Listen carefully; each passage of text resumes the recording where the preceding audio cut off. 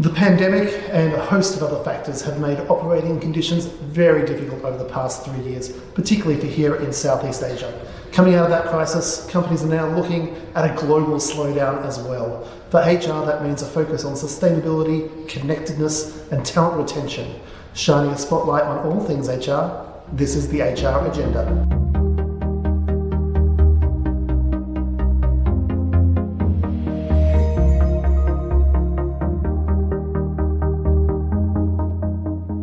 Hello and welcome, Paul Howell here, and today we have the privilege of speaking with Louise Pender, who serves as both General Counsel and the Chief People Officer at ZALORA, the online fashion and lifestyle retailer.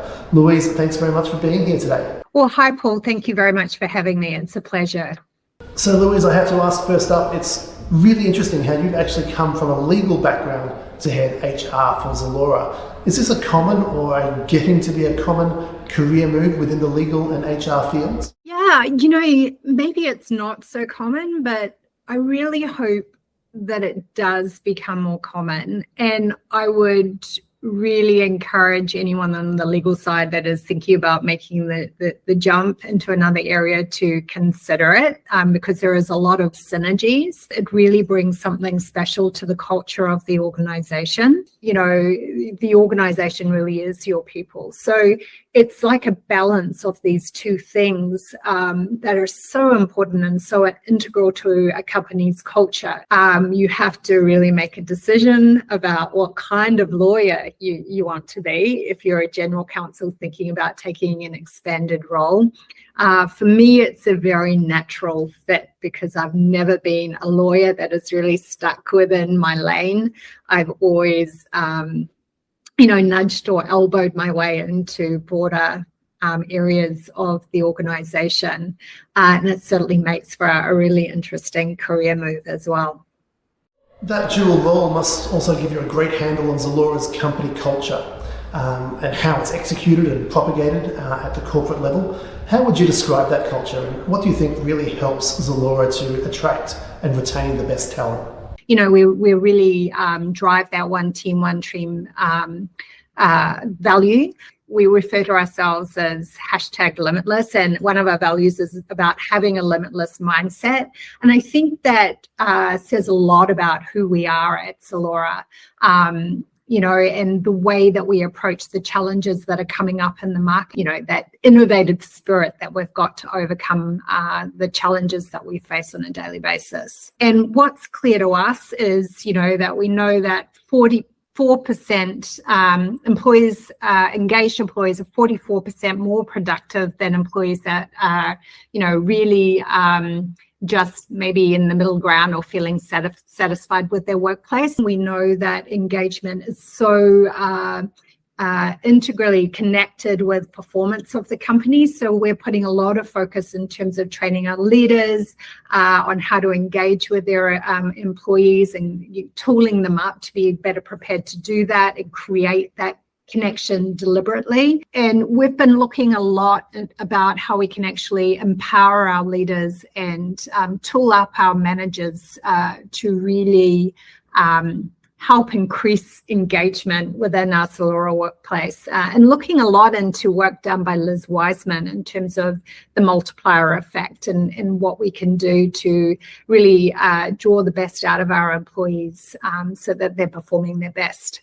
And, really, so this isn't just my perception, but what we're hearing from both our employees, or who we refer to as ZALORians, and the candidates or the marketers, the things that are most important to them in ZALORA are work flexibility and our hybrid approach to work that we've taken, which, allows people to choose when they're in the office and when they're at home, and how they can get the best of both worlds. They see ZALORA as a friendly, people-orientated team environment, and they love that we have a lot of focus on caring for our employees and a deliberate strategy on mental health and well-being.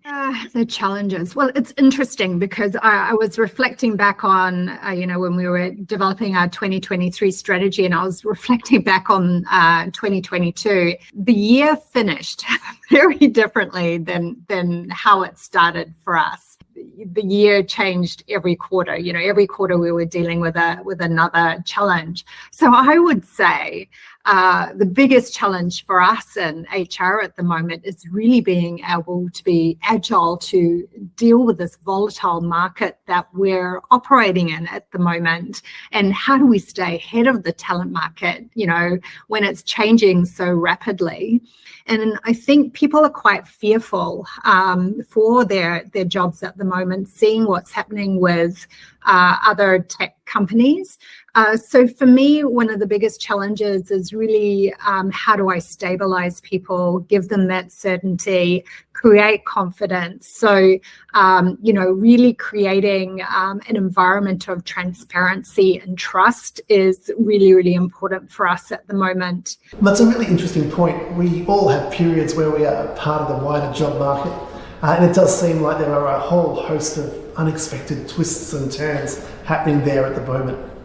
Louise, this has been a great talk with you today. We really appreciate you taking time to be a part of this. Sure. Thanks, Paul, for having me on today. It's been a really interesting conversation. You've really made me think some of those questions. So really enjoyed it.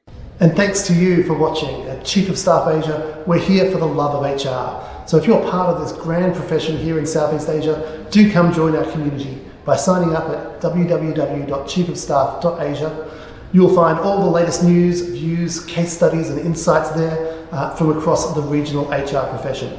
You can subscribe there and also like and subscribe here on YouTube for all of our latest video content.